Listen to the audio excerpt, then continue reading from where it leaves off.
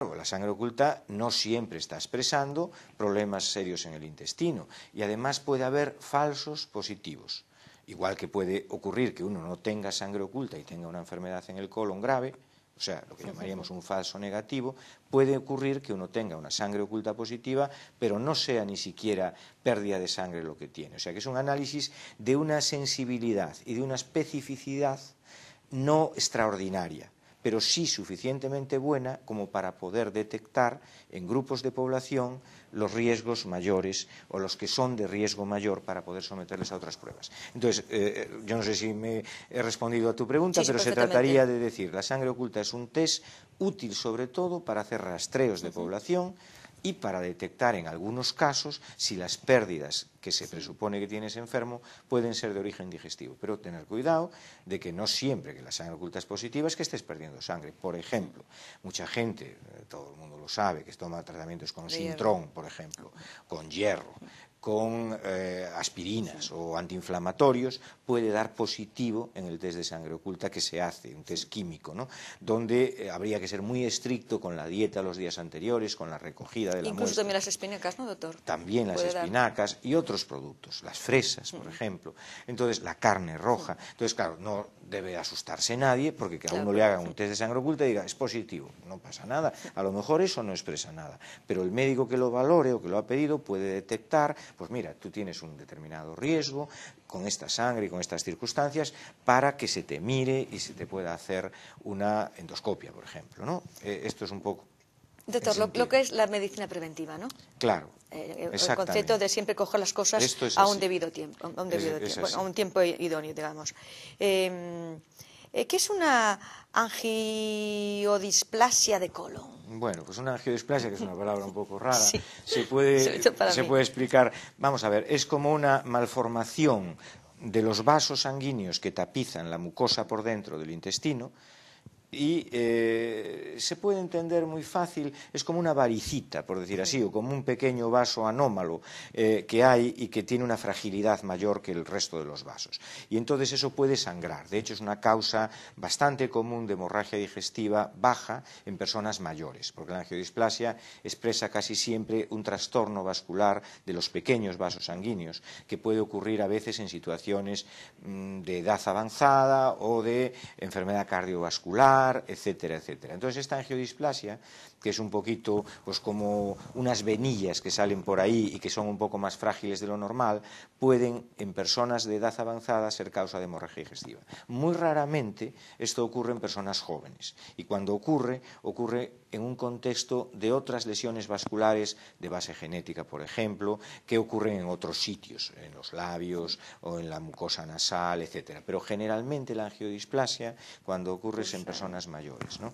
Y suele ocurrir en zonas un poquito alejadas del intestino, en el ciego, por eso a veces es causa también de hemorragia gastrointestinal de origen no muy claro, oscuro, ¿no? ¿Y suelen ser hemorragias grandes o son hemorragias...? Bueno, puede haber una hemorragia severa que obliga al enfermo a ir a un hospital porque ven que pierde mucha sangre, incluso se anemiza o puede incluso tener marearse, tener hipotensión, o pueden ser hemorragias intermitentes, menos graves, que pueden dar anemias. Puede ocurrir en cualquiera de las dos manifestaciones.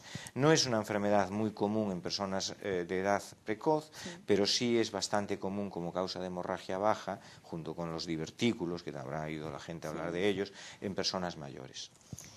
Y el envejecimiento de los vasos del colon pueden causar también en personas jóvenes, doctor. Hombre, el envejecimiento de los vasos en personas jóvenes es difícil, pero el daño de los vasos en personas jóvenes puede ocurrir en situaciones determinadas. Hablábamos antes de algunos síndromes genéticos que tienen vasos anómalos, hablamos de enfermedades vasculares de pequeños vasos, la que llaman vasculitis, que pueden dañar los vasos.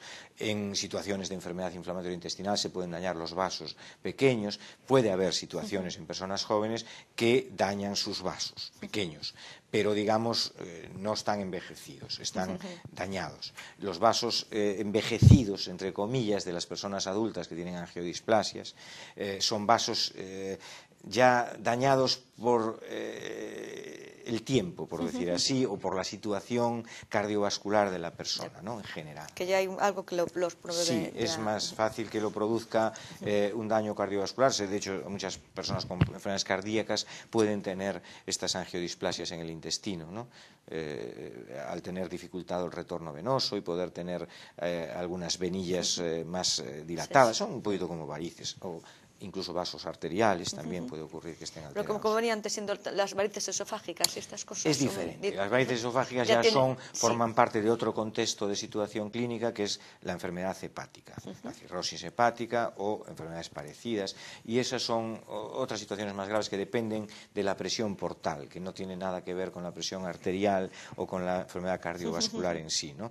Es distinto. Pero bueno, son en el fondo vasos que también se dañan de alguna manera, soportan una alta presión y pueden romper y provocar hemorragias muy severas.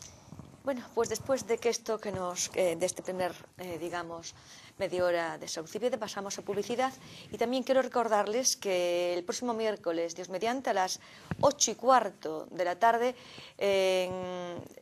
celebramos el 15 aniversario de Salud y Vida en Fundación Caixa, ya saben, en la calle, en el Cantón, donde antiguamente fue el gobierno militar.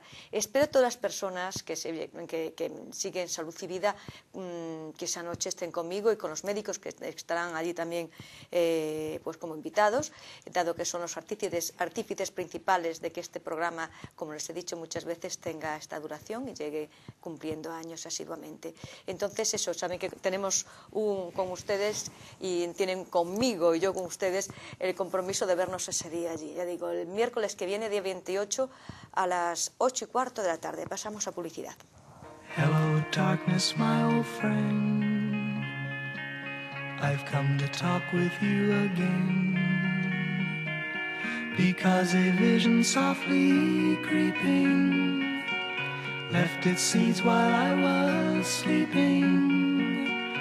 And the vision that was planted in my brain still